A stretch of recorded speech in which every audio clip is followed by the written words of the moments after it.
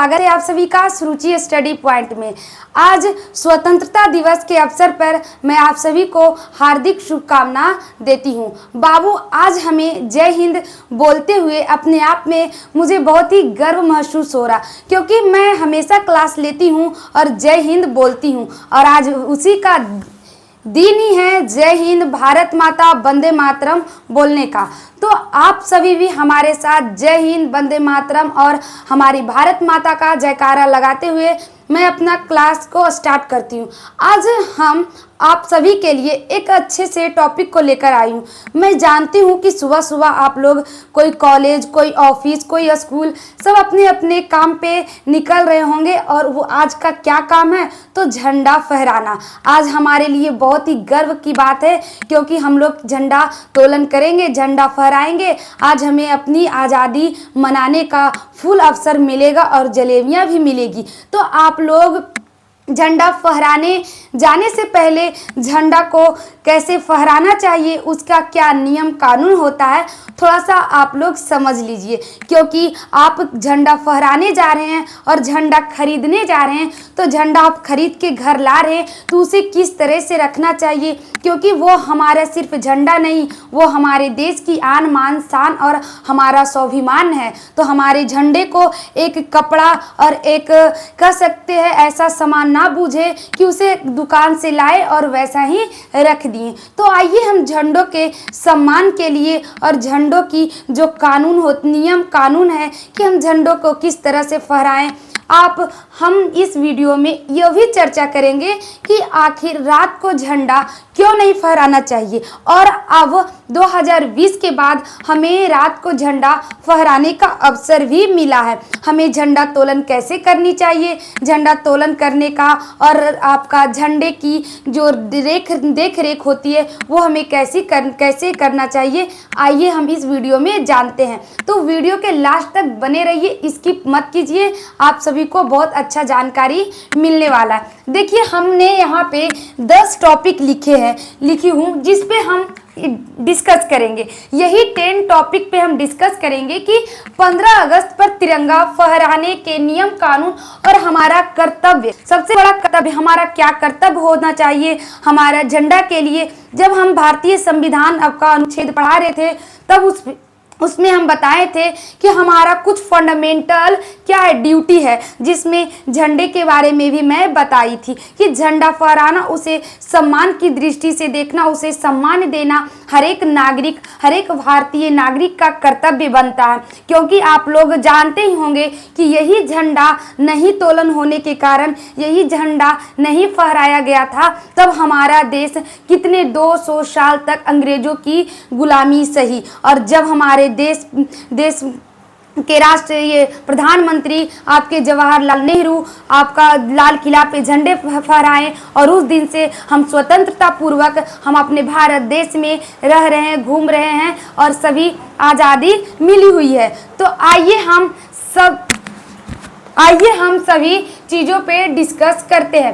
देखिए बाबू, तिरंगे की महत्व को हम जानते हैं कि हमारा तिरंगा का क्या महत्व है, हमारा तिरंगा हमारे लिए कितना इम्पोर्टेंट रखता है। मैं आपको बता देना चाहती हूँ कि तिरंगे में 3 कलर होता है आपका, जैसे कि मैंने दुपट्टा रखी हूँ तो ये केसरिया, वाइट और आपका ग्रीन कलर, ये हमारे जो झंडा होता है हमें बहुत सारे प्रतीकों का उल्लेख किया गया है कि देखिए, हमें यह भी बताया कि ये झंडा हमें केसरिया रंग मतलब बल होना, आपका सादा सच्चाई, हरी हरियाली का उपदेश देती है।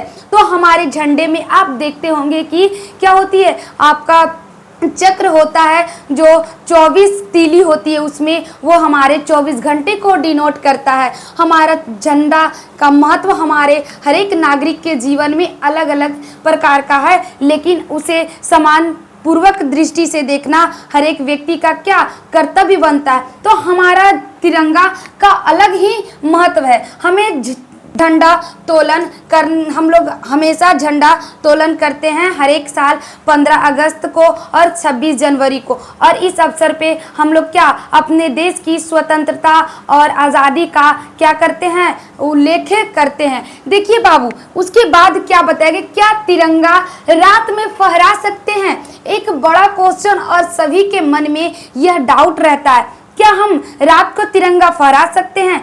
जो तिरंगा होता है उसको सुबह में आप लोग देखते होंगे बहुत शान से फहराया जाता है, और आपका जब उसे तो उतारा जाता है तो झंडे को धीरे धीरे उतारी जाती है, झंडा धीरे धीरे उतारा जाता है और सुबह फहराते हैं और शाम को उतार लेते हैं। तो इस प्रकार हम झंडा को फहराते हैं क्या। लेकिन क्वेश्चन है, क्या हम रात को भी झंडा फहरा सकते हैं? आखिर रात को झंडा क्यों उतार लिया जाता है, क्या आप लोग जानना चाहते हैं? तो आइए हमारे साथ जानिए। देखिए, कहा गया है पहले रात को झंडा फहराने के लिए क्या कहा जाता था, जैसे कि रात को आप झंडा नहीं फहरा सकते। 2020 से पहले ये एक नियम था कि आप 2020 से 22 से पहले एक नियम था कि रात को झंडा नहीं फहरा सकते। तो क्यों नहीं फहरा सकते?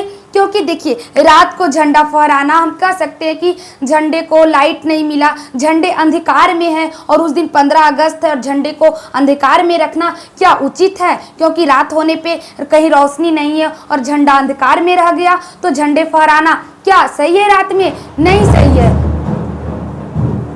अंधकार में रखा जाता था। इसीलिए पहले परंपरा थी कि हम रात को झंडा तोलन ना करें। लेकिन जानते हैं अब 2022 से क्या हुआ कि अब हम सुबह में भी झंडा फहरा सकते हैं और रात तक भी हमारा झंडा फहर सकता है, बशर्ते उस पे नियम कानून और शर्त रखी गई है। क्या रखी गई बाबू? शर्त रखी गई।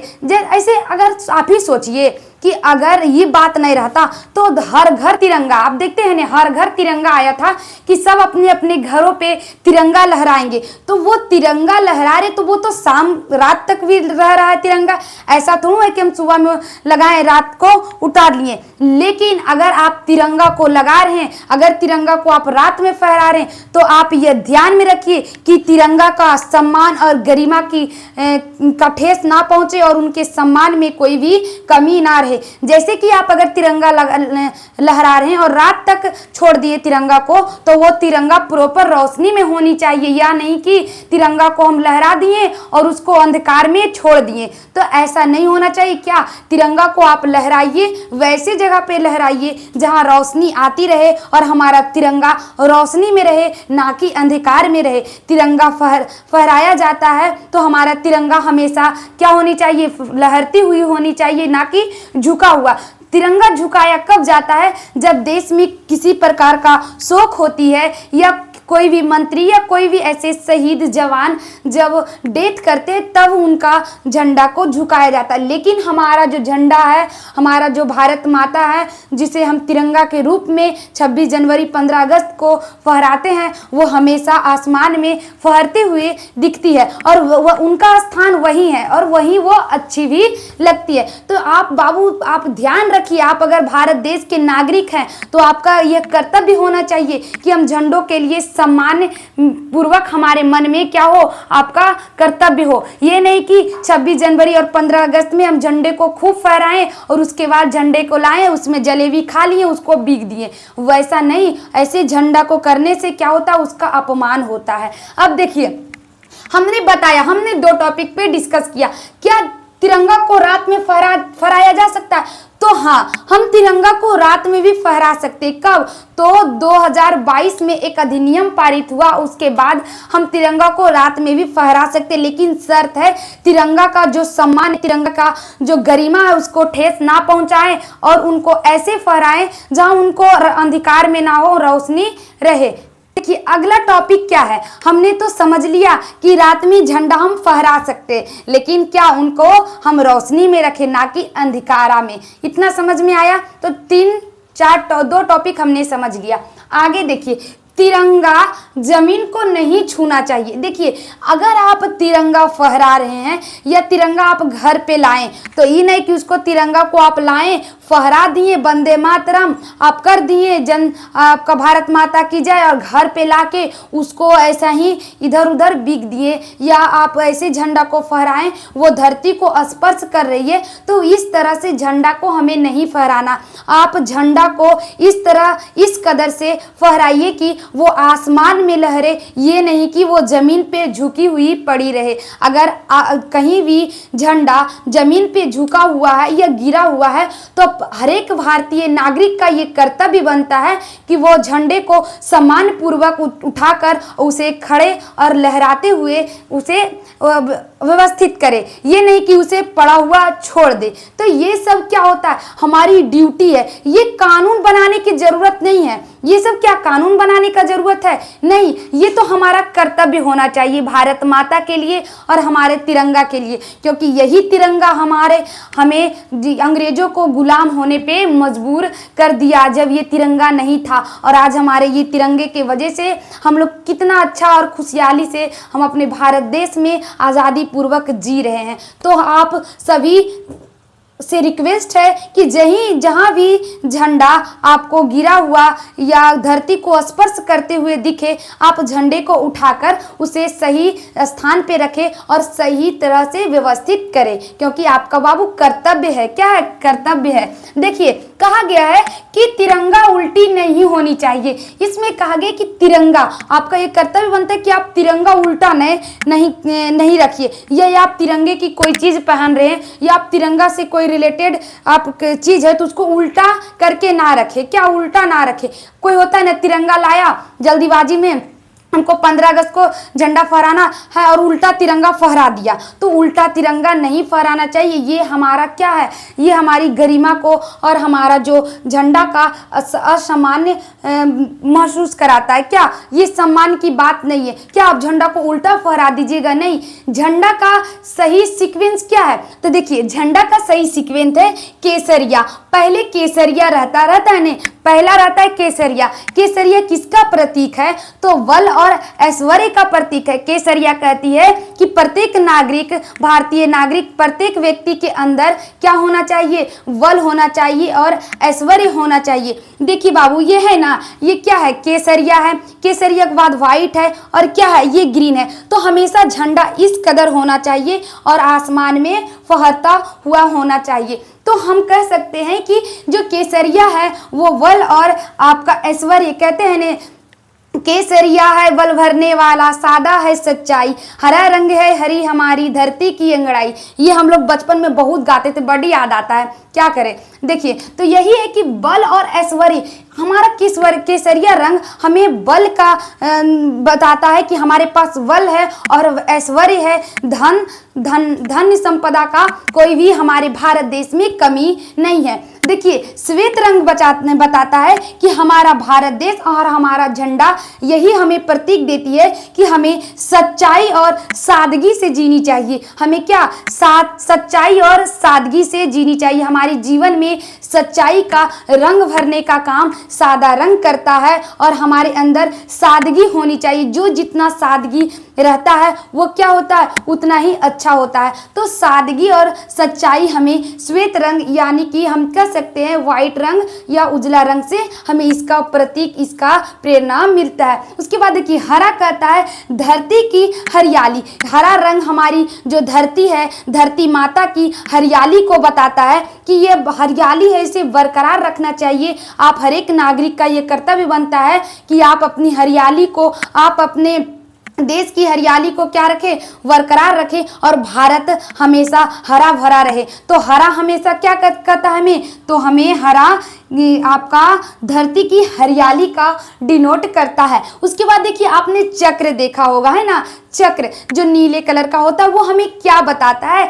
कि समय की सूचक, हमें कि समय की सूचना देती है। मतलब जो समय है हमेशा बढ़ते रहे, समय नहीं रुके। क्या समय कभी रुकता है? तो समय हमेशा जैसे बढ़ते रहता है वैसा ही भारत के सभी लोग अपने अपने कार्य में संलग्न रहे और समय जिस तरह बढ़ते रहता है उसी तरह आप लोग भी अपने जीवन में बढ़ते रहिए। तो ये सारी जो हमारी क्वालिटी है, हमारा एक झंडे कह सकते हैं, हमारा जो झंडा होता है, हमारा फ्लैग हमें इतना चीज़ बताता है और हमारे लिए क्या है, वो एक बहुत ही अच्छा बात है और ये हमें माननी भी चाहिए। तो ये क्या होती है, हमारे झंडे की यही सही तरीके से तोलन करना और कहीं भी लगाना, पहले केसरिया, श्वेत, फिर हरा।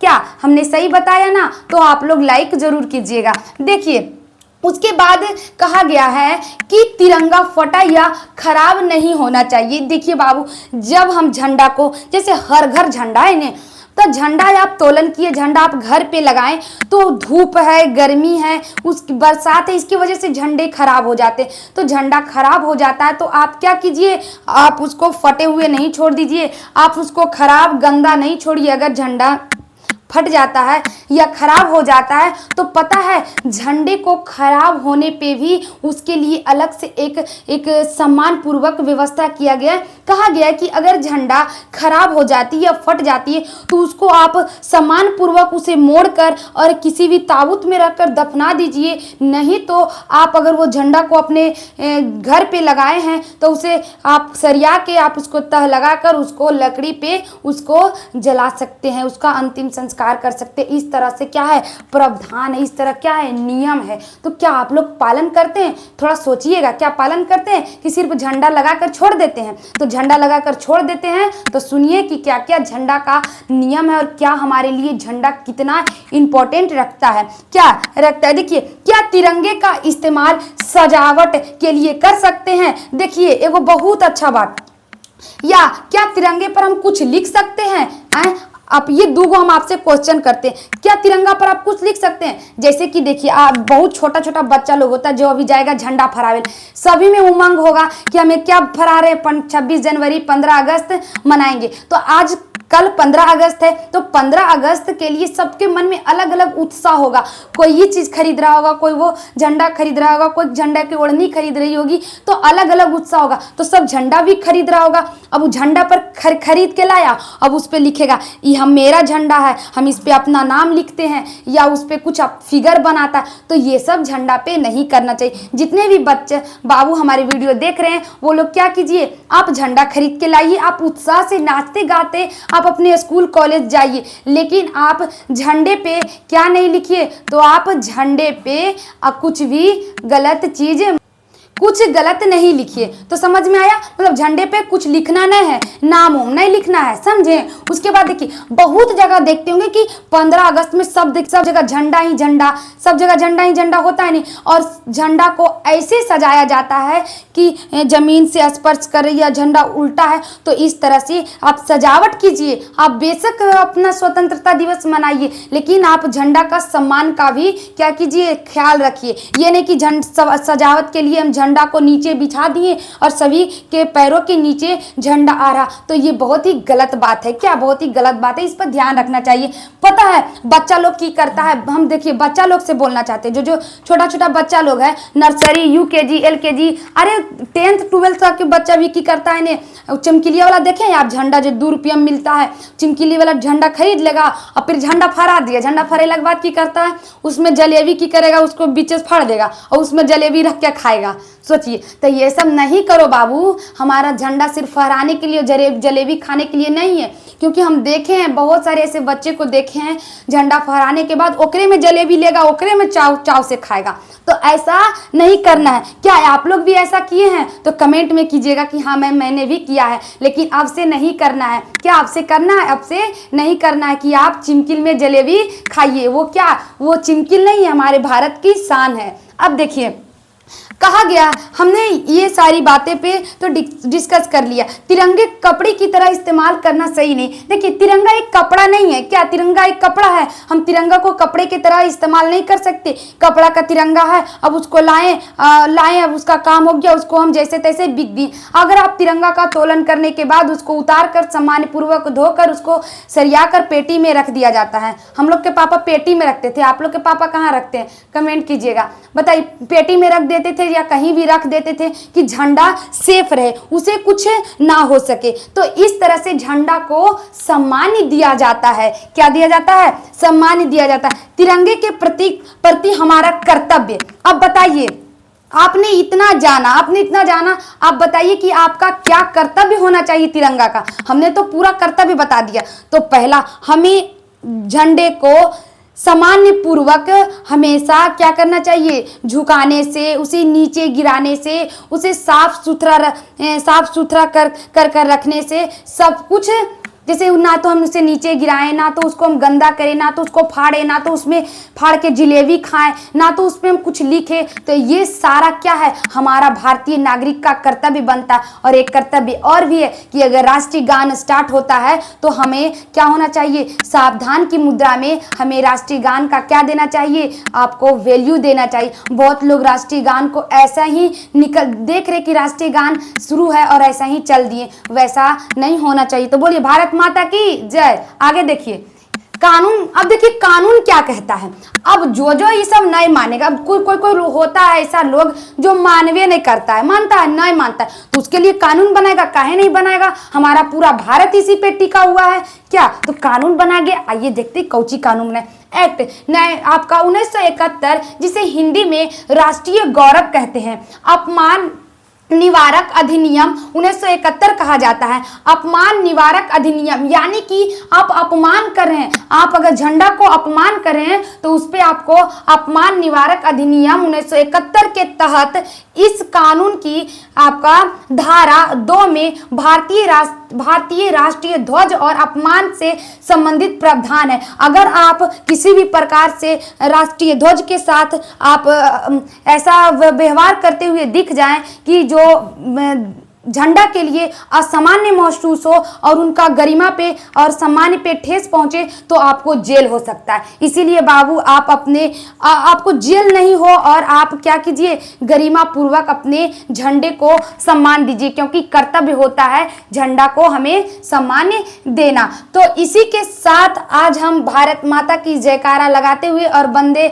मातरम, आप जितने भी बच्चे हैं जो स्कूल में हैं, कॉलेज में हैं, वो प्रत्येक स्टूडेंट से मेरा ये रिक्वेस्ट है कि आप ऐसे स्कूल नहीं जाते, लेकिन 15 अगस्त 26 जनवरी के दिन स्कूल जरूर जाइए बाबू, क्योंकि वो दिन कभी लौट कर नहीं आती और वो दिन जब चल जाती है तो वापस कभी नहीं आती। क्योंकि स्कूल कॉलेज की जो लाइफ होती है, 15 अगस्त 26 जनवरी मनाने का उमंग जो होता है वो आपको फिर वापस देखने को नहीं मिलेगा। तो इसी के साथ मैं अपना क्लास एंड करती हूँ। जय हिंद, वंदे मातरम, भारत माता।